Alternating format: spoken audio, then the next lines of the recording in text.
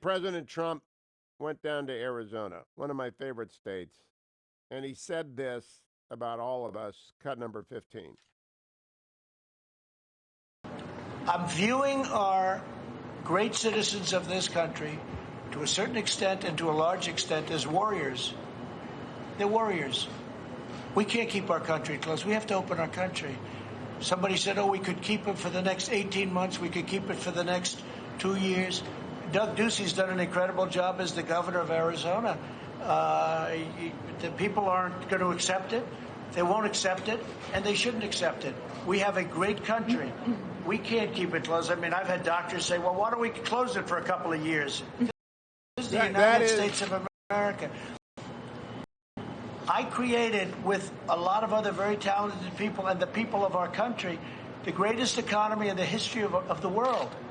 The greatest that we've ever had, the greatest employment numbers, the best numbers we've ever had, the best stock markets. I think we had 144 days of record stock markets. And then one day they said, we have to close our country. Well, now it's time to open it up. And you know what? The people of our country are warriors, and I'm looking at it. I'm not saying anything is perfect. And yes, will some people be affected? Yes. Will some people be affected badly? Yes. But we have to get our country open, and we have to get it open soon. He's absolutely right. And it is opening very, very soon. There's a New York Times story this morning that I just want to share with you. It's on the actual number of deaths by state. And this explains why there are many different views of what to do. New York City has 18,706 people dead, and we mourn them all, and that city has been devastated. New Jersey, the state, has 2,181 people dead. Illinois, 682. Massachusetts, 686. California, 627. Biggest state in the union. Maryland's had 207. Florida, which is pretty big too, 442. The state of Washington, 458. All of New York outside of the city, 109. All of Michigan, 111.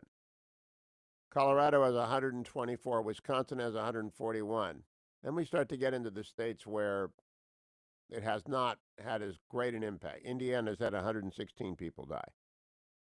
South Carolina has 40. Arizona has had 53, where the president was yesterday. Texas, great, big, vast Texas, has had 29 people die. Vermont has had 20. Idaho has 27. New Hampshire has 29. Wyoming is one of the two states with 0. No one has died in Wyoming. Utah, 18. Maine, 32. Delaware is the second state with 0 people dying. Oregon has had 12. Alabama has 4. For Arkansas, 14. Georgia, 19. Hawaii, 8.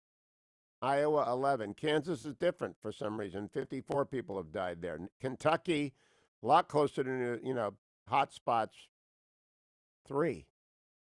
Missouri, 3. And then Minnesota has 24, and you wonder if it got into an old person's home. Montana, 6. Nebraska, 8. Nevada's had 46, not surprising with Vegas and the number of international travelers there. Oklahoma, 15. Tennessee, 47. This is the most surprising one of all. Washington State has had 1. Now, some states have got that are lagging, like Ohio, have had a number. And North Dakota probably doesn't have, North Carolina probably has some too, and Virginia definitely does. I know my state is locked down, but that's why there's such a different debate, is because the death toll is spread all over the place. President Trump was on the White House lawn yesterday before he left. The new death projections are over 100,000. Here's what he had to say about that. Cut number 3 of the president. Well, it's a report, and that's a report with no mitigation. So based on no mitigation, but we're doing a lot of mitigation. And frankly, when the people report back, they're going to be social distancing, and they're going to be washing their hands, and they're going to be doing the things that you're supposed to do.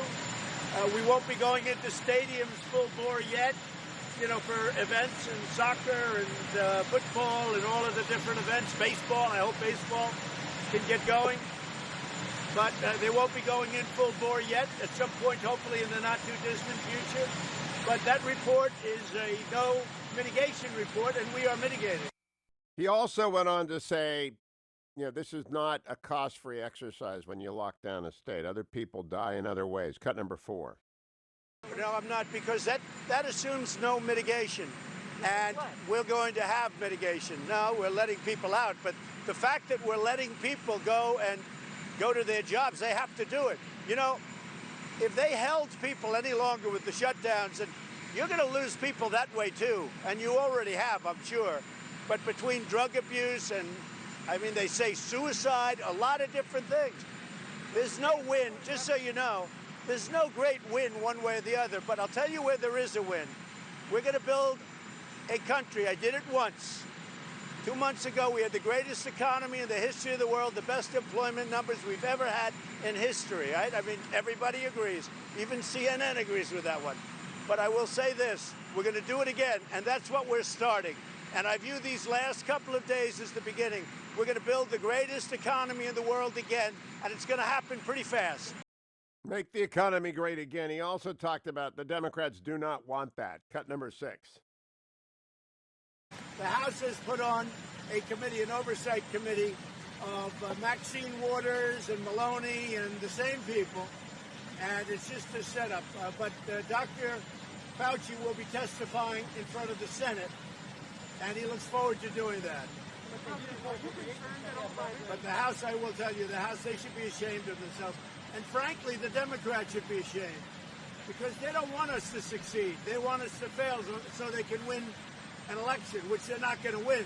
But they want us, think of it, they do everything they can to make things as bad as possible. And right now, the stock market's way up. Everybody's excited. They're going back to work safely, but they're going back to work. We're opening up our country again. And this is what we're doing. And I'll tell you, the whole world is excited watching us because we're leading the world. And what happened should never, ever have happened. China should have informed us that they had a problem. When we come back, more of the president on the White House lawn and your phone calls. We've got, again, Vice President Pence coming up next hour, Admiral Stavridis this hour. It's the day of senators as well. Martha McSally of Arizona, Ted Cruz of Texas, always interesting. Chuck Grassley of Iowa joins us, and Representative Gallagher of the sad Green Bay Packers. Don't go anywhere, America. A lot today on the